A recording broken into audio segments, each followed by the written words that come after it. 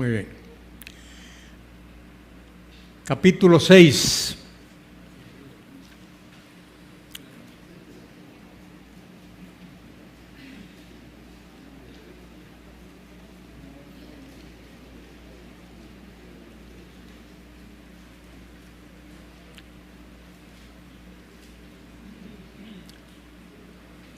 Este capítulo trata el tema de la santidad en la vida del justificado.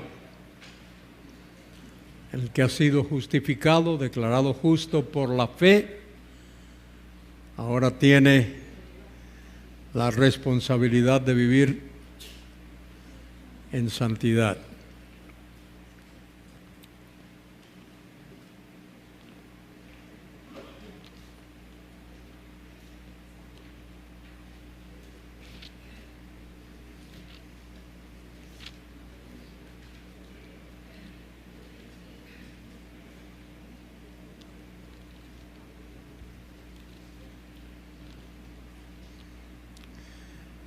Pablo comienza ese capítulo con una pregunta: ¿qué pues diremos? ¿Perseveraremos en pecado para que la gracia abunde? El apóstol contesta esa pregunta con una frase rotunda que él usa particularmente en esta epístola: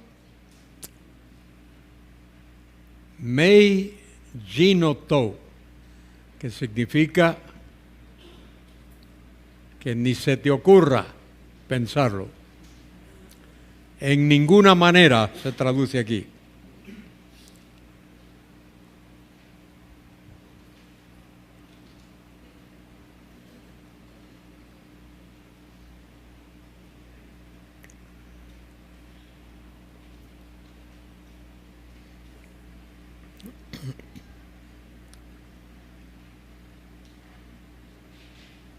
Y la respuesta que él da: porque los que hemos muerto al pecado, ¿cómo viviremos aún en él? De manera que el que tiene a Cristo en su vida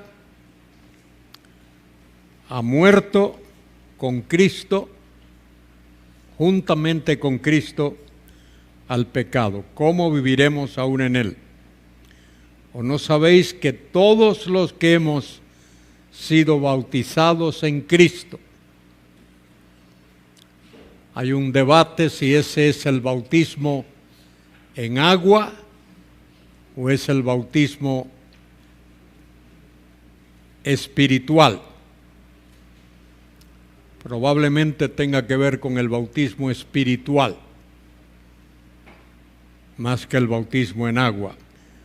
¿No sabéis que todos los que hemos sido bautizados en Cristo Jesús hemos sido bautizados en su muerte? Somos sepultados juntamente con Él para muerte por el bautismo. El bautismo bíblico es por inmersión. La Biblia no reconoce otra forma de bautismo. Tengo algunos amigos presbiterianos y de otros grupos que hablan de bautismo por aspersión. Pero si el bautismo tiene que ver con sepultura, raro. ¿Alguien ha visto alguna vez enterrar a alguien echándole un chorrito de agua en la cabeza o un puñado de polvo? No, el bautismo es por inmersión. La palabra baptizo significa eso, sumergir. El bautismo bíblico es por inmersión. El bautismo no es necesario para la salvación. Tú puedes ser salvo sin haber sido bautizado. Si quieres obedecer al Señor como lo manda la Biblia, debes ser bautizado, y la única manera bíblica de bautizar a alguien es por inmersión. Cualquier otra cosa no es bautismo.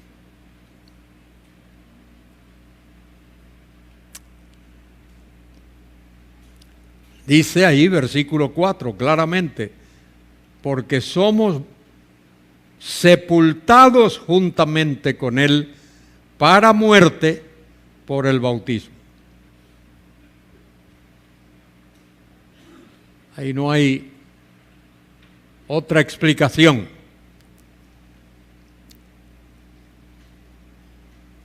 A fin de que como Cristo resucitó de los muertos para la gloria del Padre, así también nosotros andemos en vida nueva.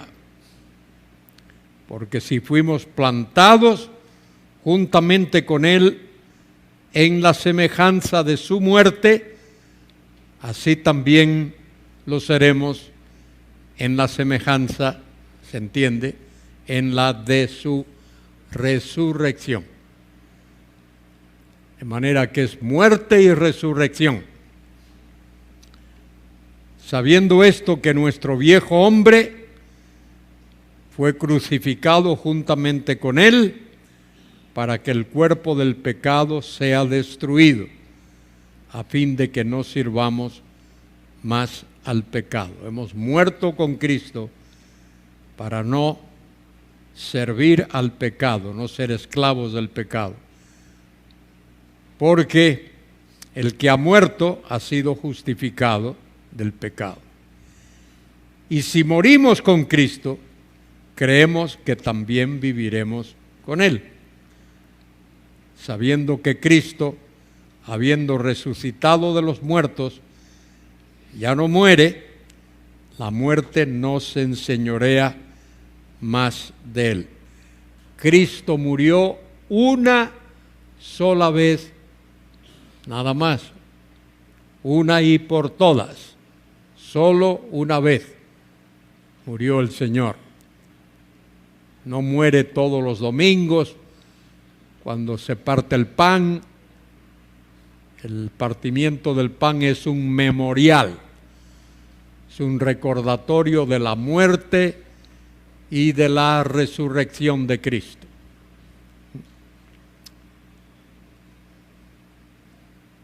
En la fe católica, la misa es como si Cristo muriese otra vez. Pero Él solo murió una vez y no va a morir otra vez. Su muerte fue final, total, su sacrificio, y eso no se repite. Una sola vez es suficiente. Si morimos con Cristo, creemos que también viviremos con Él, sabiendo que Cristo, habiendo resucitado de los muertos, ya no muere, la muerte no se enseñorea más de Él. Porque en cuanto murió, al pecado murió, una vez por todas. La palabrita griega ahí es apax. Apax significa una sola vez, no más, por todas. Mas en cuanto vive, para Dios vive. Así también vosotros consideraos muertos al pecado, pero vivos para Dios en Cristo Jesús, Señor nuestro. El que se ha identificado con Cristo por la fe, ha muerto con Él, ha resucitado con Él, y así como Él vive, porque Él vive, vivimos nosotros. De manera que Pablo menciona aquí, versículo 12, no reine pues el pecado en vuestro cuerpo mortal, de modo que lo obedezcáis en sus concupiscencias, ni tampoco presentéis vuestros miembros al pecado como instrumento de iniquidad, sino presentaos vosotros mismos a Dios como vivos de entre los muertos. Una sola vez. Para identificarnos con Él en su muerte, en su resurrección, y así andar en vida nueva, en novedad de vida. Porque el pecado no se enseñoreará de vosotros, pues no estáis bajo la ley, sino bajo la gracia.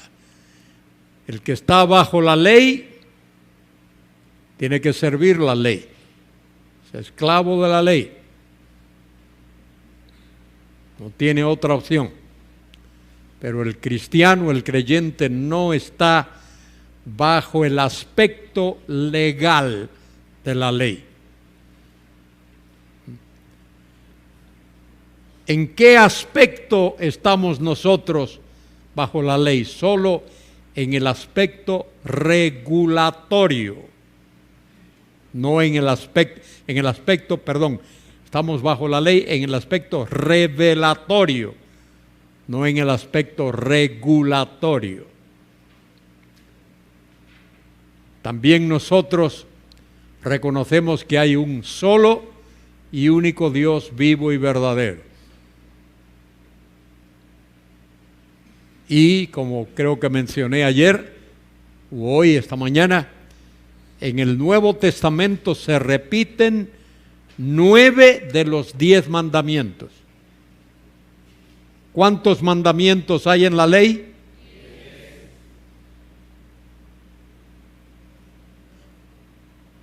Solo 10. ¿Sabes cuántos hay? ¿Cuántos preceptos y mandamientos?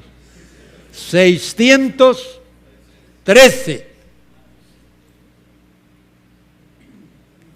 Entonces, el que quiera estar bajo la ley tiene que cumplir 613 mandamientos y preceptos. Pero Pablo dice claramente que no estamos bajo la ley, sino bajo la gracia.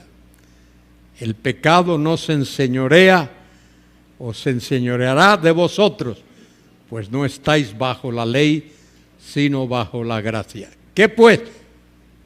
¿Pecaremos porque no estamos bajo la ley, sino bajo la gracia? En ninguna manera.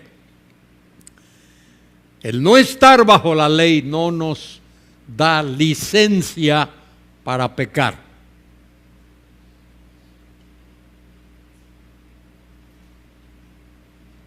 ¿Cuál es nuestra obligación? Obedecer la palabra de Dios.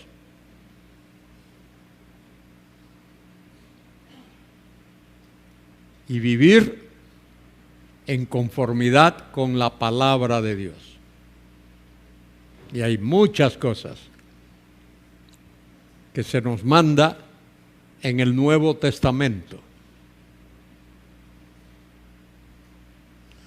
que son mandatos porque están en el modo imperativo. Uno de ellos, amaos unos a otros. Pero hay muchas congregaciones, donde no se sabe en ese versículo. Lo leen mal. Cuando lo leen, no leen amaos unos a otros, leen armaos unos a otros.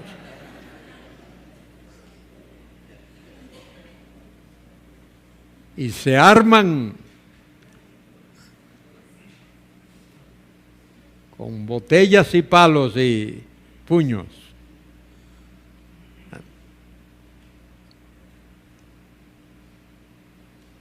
¿Qué pues? ¿Pecaremos porque no estamos bajo la ley, sino bajo la gracia? En ninguna manera. ¿No sabéis que si os sometéis a alguien como esclavos para obedecerle, sois esclavos de aquel a quien obedecéis, sea del pecado para muerte, o sea, de la obediencia para justicia.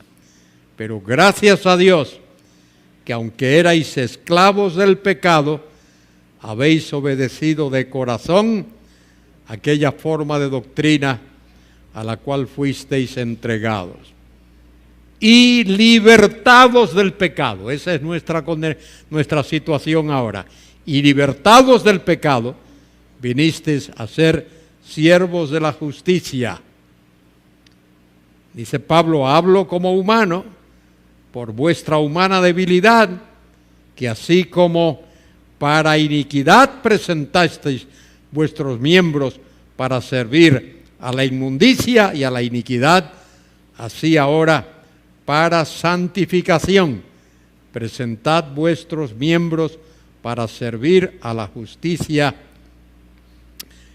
Quiere decir servir a la justicia de Dios, a la palabra de Dios. Por cuanto erais esclavos del pecado, erais libres acerca de la justicia, pero ¿qué fruto teníais en aquellas cosas por las cuales ahora os avergonzáis? Porque el fin de ellas es muerte.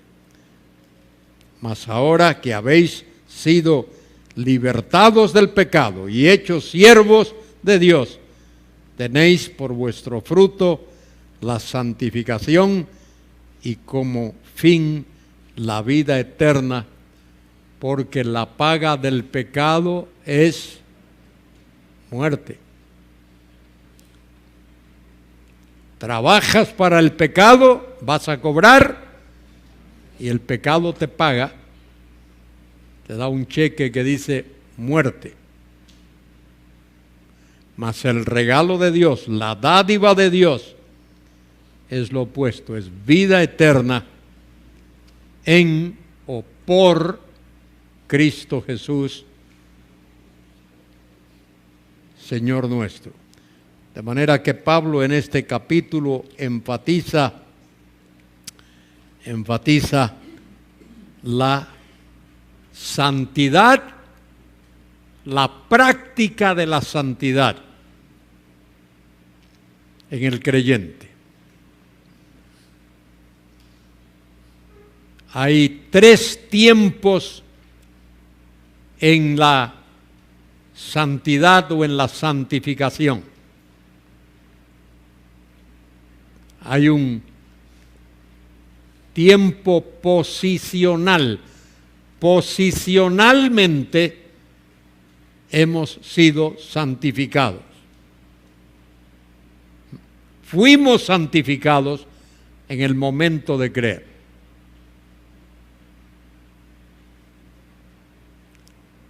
Hay un tiempo activo o progresivo. Estamos siendo santificados por el Espíritu y por la palabra de Dios. Son los 2 instrumentos que Dios usa para santificar al creyente: el Espíritu Santo y la palabra. Y seremos en el futuro, cuando estemos con el Señor, santificados para siempre.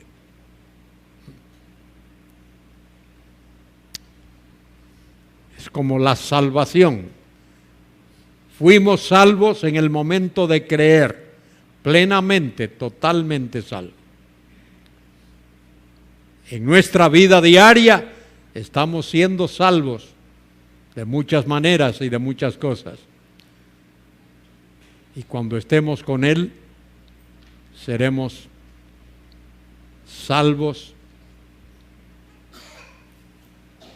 eternamente. Ya no habrá ninguna influencia del pecado. Hay 3 tiempos. 3 tiempos en la salvación y 3 tiempos en la santificación.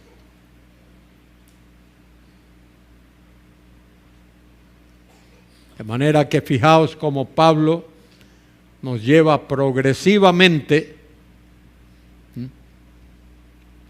en esta epístola. Habla primero de cómo todo el mundo está bajo condenación, la depravación total del mundo, capítulo 1, del hombre. Todo ser humano está totalmente depravado, puede hacer cualquier cosa, la más terrible que el hombre pueda imaginarse. Luego nos habla de el gentil, que está también totalmente depravado, muerto en delitos y pecados, y el judío igual. Y nos dice al final del capítulo 3 y en el capítulo 4 que es solo por la gracia de Dios y por la fe que podemos ser librados de esa situación, de esa condición. Usa capítulo 4 a Abraham y a David como ejemplos de dos hombres que fueron justificados por la fe. Abraham antes de la ley, 500 años antes de la ley. David, 500 años después de la promulgación de la ley.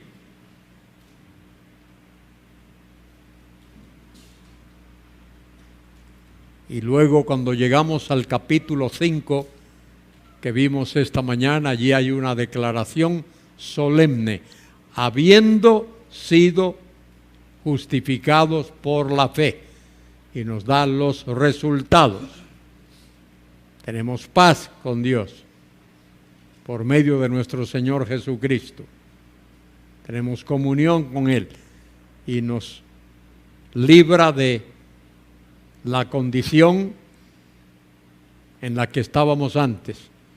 Éramos enemigos, pecadores y otras cosas más que Él menciona allí en el capítulo 5. Y ahora al llegar al capítulo 6, como he leído, tenemos el beneficio también de la santificación. Santificar significa apartar o separar.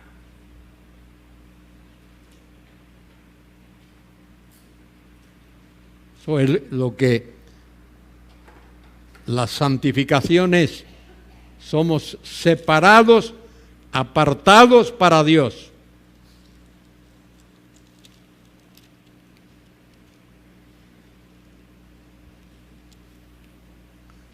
Y tiene que ver con nuestra unión con Cristo. Y nuestra unión con Cristo es vital. El que está unido con Cristo, unido a Cristo, no puede ser separado de Él, nunca. Eso tiene que ver con la seguridad de nuestra salvación. Nos identificamos con Él en su muerte y en su resurrección. En su muerte, Él pagó nuestra deuda.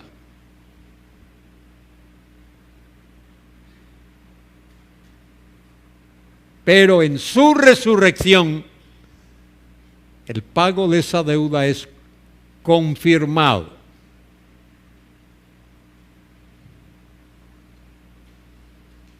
La resurrección de Cristo es de vital importancia, es imprescindible. Si Cristo no resucitó de los muertos, no somos salvos.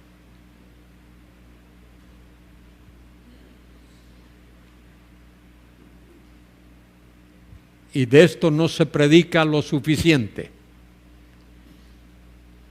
Todos los domingos que vamos a la iglesia escuchamos que el pastor predica sobre la muerte de Cristo. Pero rara vez vamos a escuchar un sermón acerca de su resurrección.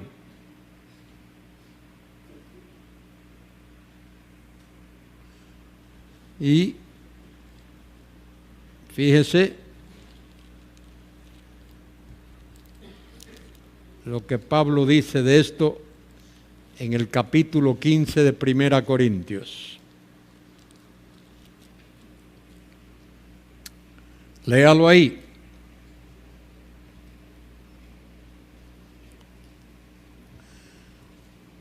Primera Corintios 15, versículo 14.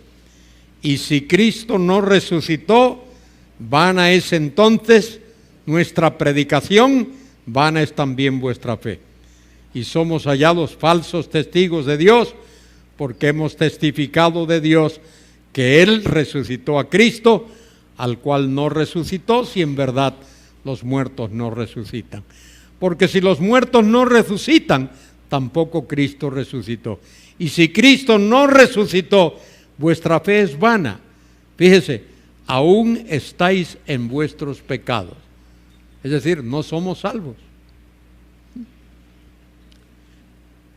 Entonces también los que durmieron, murieron, en Cristo perecieron. Si Cristo no resucitó de los muertos, esos que han muerto habiendo creído en Cristo, se perdieron igual.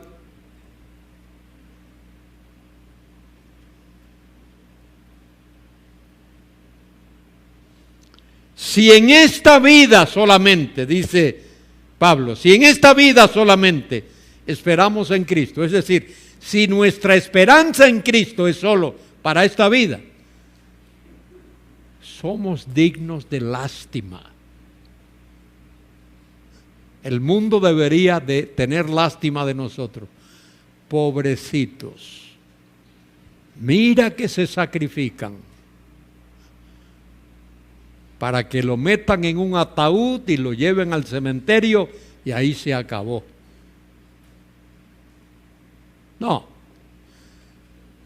Coge a tu pastor por el brazo y dile, pastor, en los próximos 5 domingos, háblenos de la resurrección. Dile que Carballosa te dijo que le dijera eso. Que no te hable de otra cosa, que te hable de la resurrección.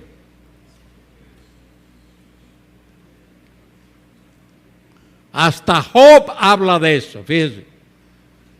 Job allá en el Antiguo Testamento. Yo sé que mi Redentor vive y que al fin se levantará del polvo y después de deshecha esta mi piel, he de ver en mi carne a Dios.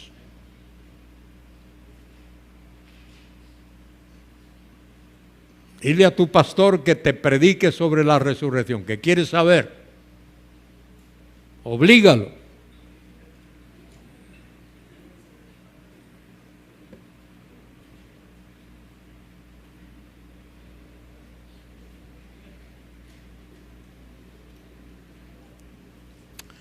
Muy bien, ese es el capítulo 6 de Romanos. ¿Cuál es el tema ahí? La santificación del creyente. Y la santificación del creyente se debe a que ha muerto con Cristo al pecado y ha sido resucitado para andar en vida nueva, novedad de vida.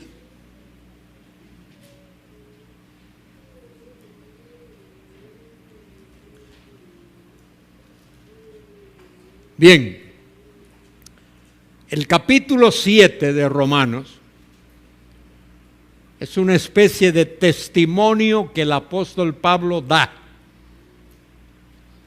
Acordaos que el apóstol se identifica como judío de la tribu de Benjamín, circuncidado al 8º día, hebreo de hebreos, en cuanto a la ley fariseo, todas esas cosas dice de sí mismo el apóstol.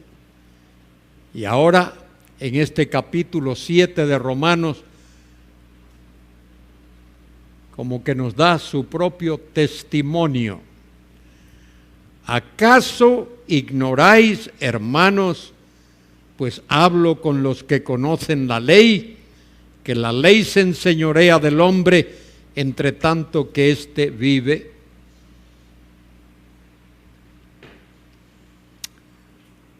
A ver cómo te puedo ilustrar eso. Suponte que alguien comete un delito y lo llevan a la cárcel. Y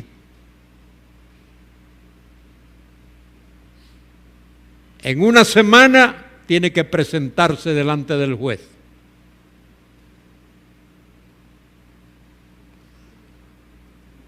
Está en la cárcel, en la celda allí, en la prisión. Y una hora antes de ir al juez, el hombre se muere. ¿Qué hacen con ese hombre muerto? ¿Qué hacen? Yo sé lo que hacen. Lo llevan, lo meten en un ataúd y lo llevan delante del juez para que el juez lo juzgue. Y el juez tiene que preguntarle: señor, ¿cómo se llama usted? Levante su mano derecha, jura decir verdad. Eso es lo que hacen. ¿Qué es lo que hacen? A enterrarlo. ¿Qué poder tiene la ley sobre ese hombre muerto? Ninguno. Y es así. El que ha muerto al pecado, la ley no se puede enseñorear de aquel que ha muerto al pecado. Que la ley se enseñorea del hombre entre tanto que éste vive. Y ahora Pablo usa el matrimonio como ejemplo, porque la mujer casada está sujeta a la ley del marido mientras éste vive, pero si el marido muere, ella queda libre de la ley del marido y puede casarse con quien le dé la gana.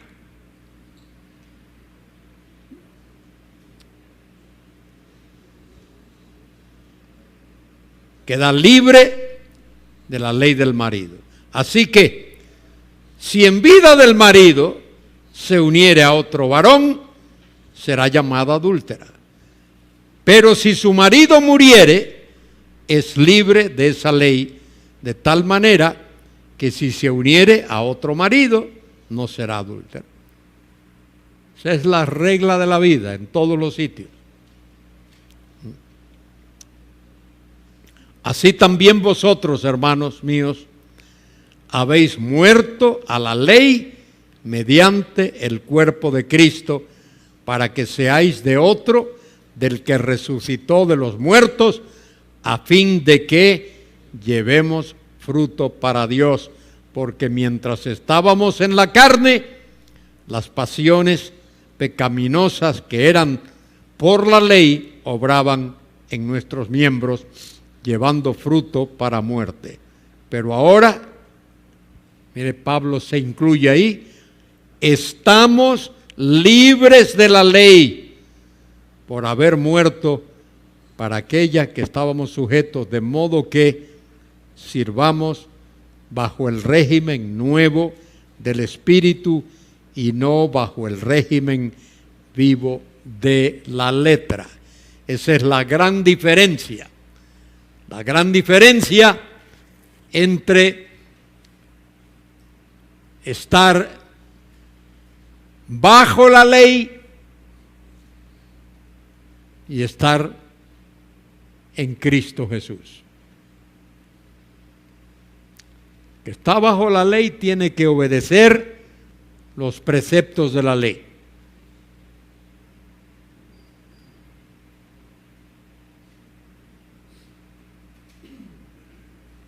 En el Antiguo Testamento, el que no obedecía la ley no se le hacía un homenaje, ¿o sí? ¿Qué se le hacía? Se le apedreaba. El que blasfemaba contra Dios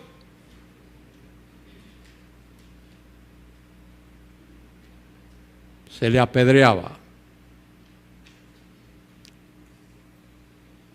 De paso, léale esto a los niños. Usted tiene niños. Léale esto que dice aquí. Efesios capítulo 6. ¿Hay algún niño aquí? ¿Sí? A ver, ¿cuántos niños hay? Aquí hay 3. ¿Hay alguno más por aquí? ¿Dónde está el otro? 4. ¿Algo más? ¿Alguien más? Bueno, mire, los niños, presten atención a esto. Miren lo que leo lo que dice la Biblia. Miren lo que dice. Efesios 6.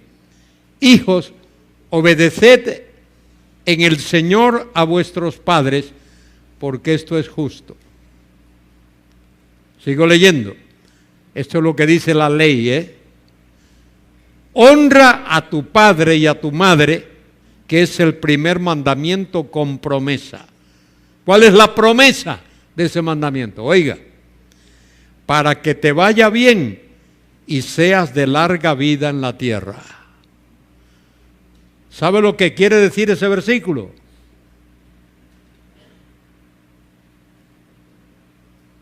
Que lo digo tal como está ahí, que los niños que desobedecen a sus padres y se rebelan pueden morir jovencitos. Es lo que dice el texto. ¿Tú quieres vivir muchos años? A ver, los niños, ¿queréis vivir muchos años?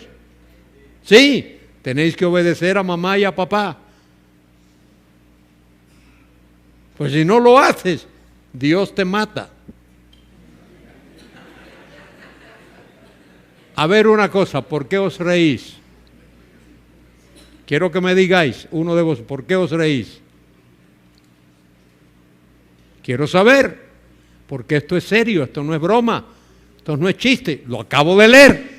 Honra a tu padre y a tu madre, que es el primer mandamiento con promesa, para que te vaya bien y seas de larga vida sobre la tierra.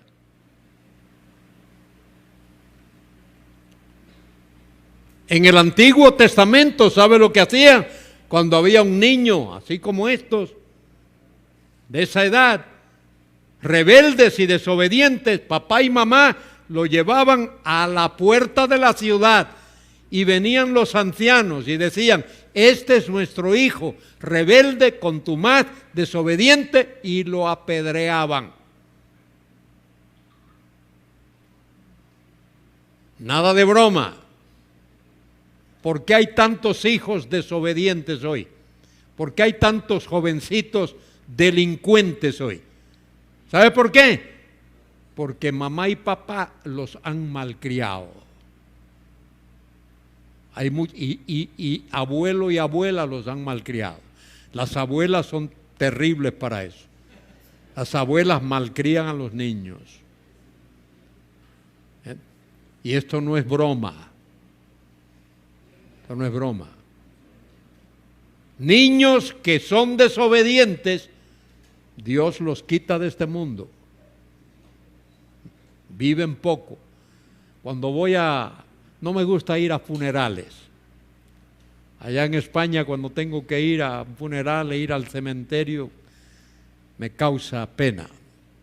No me gusta ir. Pero cuando voy, recorro las callecitas del cementerio y me pongo a mirar las lápidas y a veces dice algo así, fulano de tal, tal, tal murió a los 80 años. Sigo, fulano de tal, tal, tal murió a los 50. Sigo, fulano de tal murió a los 20. Sigo, fulano de tal murió a los 10. Y hay lápidas, dice, fulano de tal murió a los 7 años. Y ha habido algunos que dice, murió cuando tenía 1 año, al año. Padres, criad bien a vuestros hijos. Lo dice Hebreos 12. La disciplina a los niños es muy importante. Si no se portan bien, hay que disciplinarlos. No castigarlos, no hay que castigarlos, hay que disciplinarlos.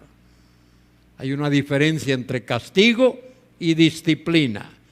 Castigo es por lo que hiciste ayer, pumba. Disciplina es por lo que quiero que seas mañana.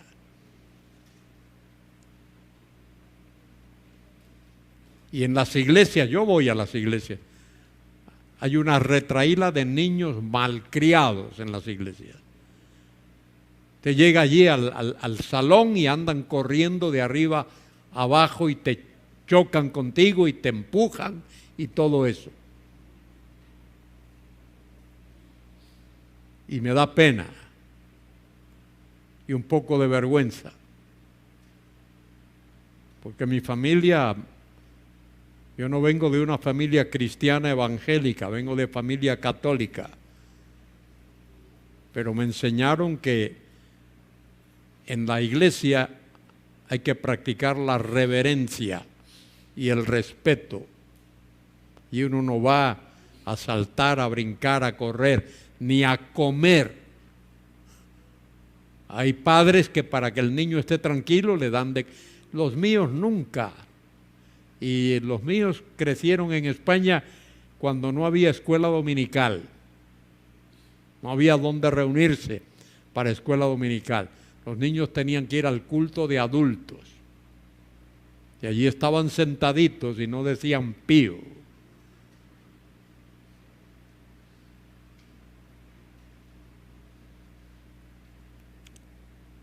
Si es que hay que educar a los niños, enseñarles respeto y educación y buenos modales.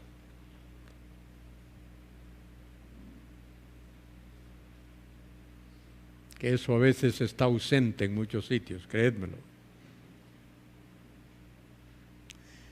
Bien, ¿qué más dice Pablo aquí?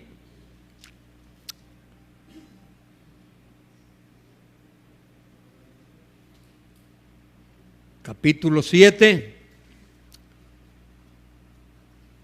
versículo 4, así también vosotros, hermanos míos, habéis muerto a la ley mediante el cuerpo de Cristo para que seáis de otro, del que resucitó de los muertos, a fin de que llevemos fruto para Dios.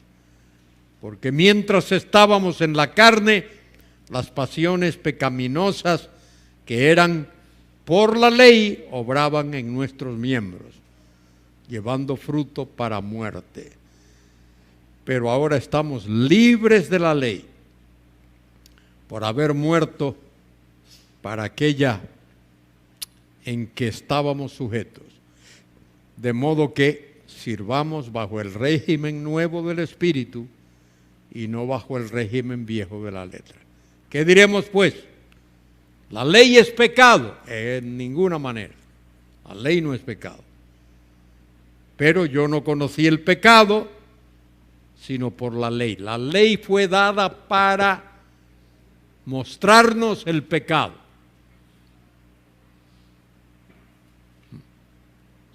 La ley apunta a nuestra pecaminosidad. Yo no conocí el pecado, sino por la ley. Porque tampoco conociera la codicia si la ley no dijera no codiciarás. Mas el pecado, tomando ocasión por el mandamiento, produjo en mí toda codicia, porque sin la ley el pecado está muerto. El pecado surge cuando la ley lo ilumina y dice, mira, aquí está. Aquí está. Y dice Pablo, y yo sin la ley vivía. Ahí está dando su testimonio.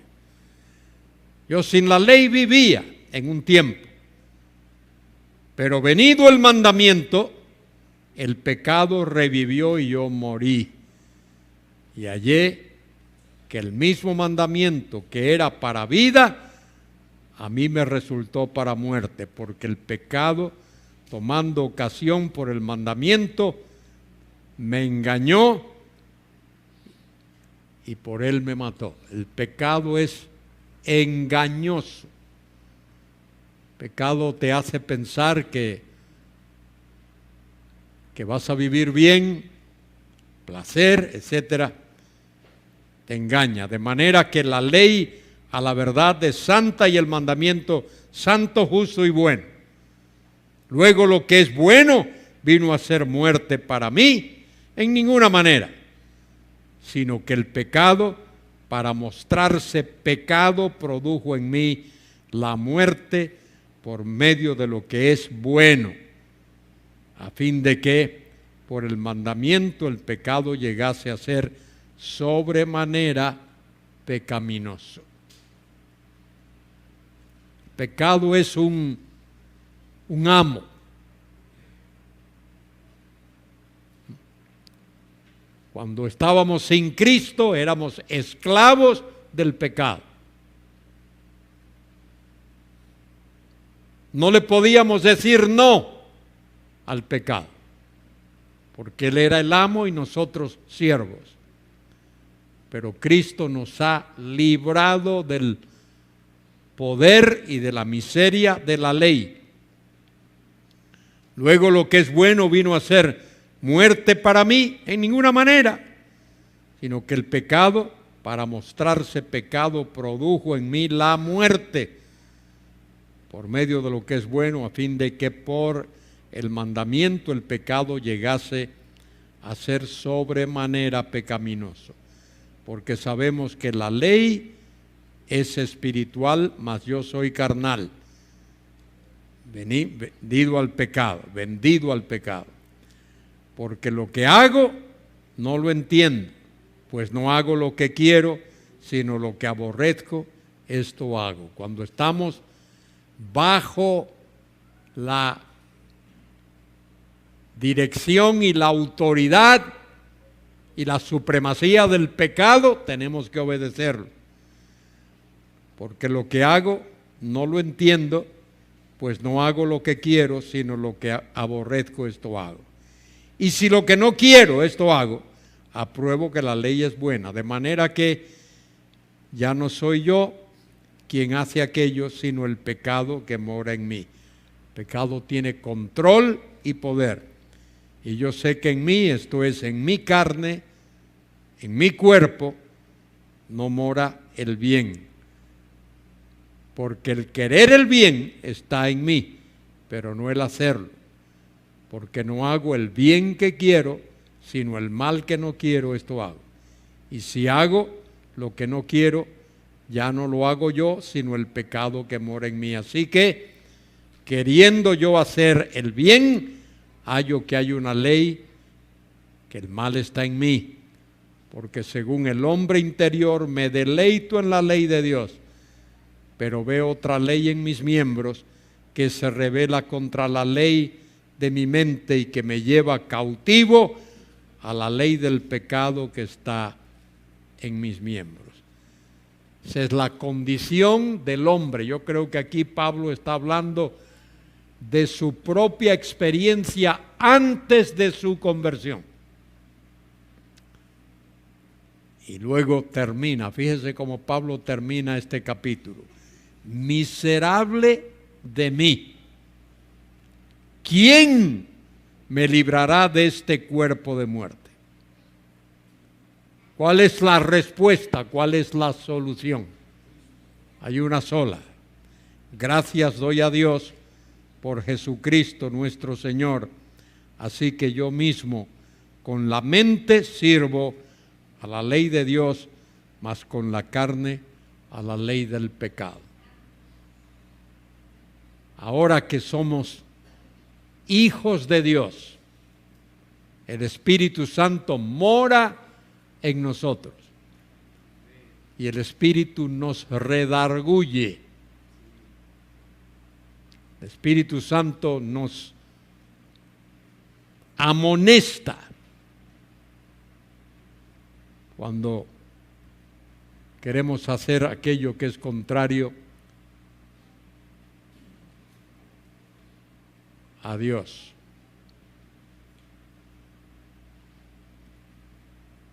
En el capítulo 5 de Hechos está el caso de Ananías y Zafira, ¿os acordáis?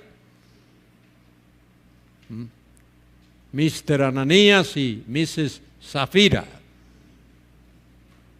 Había en la iglesia primitiva necesidad, había muchos creyentes que venían de lejos, no tenían qué comer y algunos vendieron sus propiedades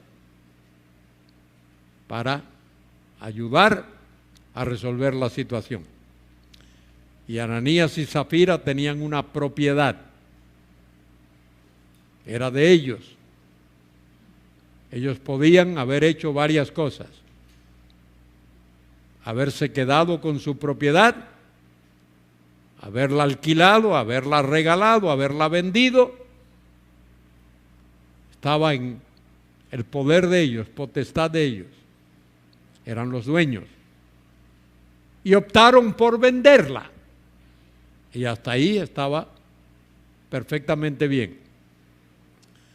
Pero llega el momento de ofrendar. Y ellos llevan una parte de el precio de la venta. No sé, vamos a decir, llevan el 40% o el 50%. Y Pedro les pregunta a Ananías si eso era el 100%, y Ananías dice que sí. Y ahí fue donde estuvo el error de Ananías. Y Dios mató a Ananías, y luego a su mujer Zafira la mató también por haber querido, y lo dice así en Hechos 5:4. ¿Por qué habéis querido engañar al Espíritu Santo? Y Pedro les dice: estaba en vuestra potestad, no teníais que haber dado nada. Pero quisisteis engañar al Espíritu diciendo que ese porcentaje del precio de la venta era la totalidad. Y eso era mentira. Y eso lo hizo Dios para traer disciplina a la iglesia que estaba comenzando. Era importante que hubiese disciplina en la iglesia en aquel momento. Y Dios lo hizo con Ananías y Zafira.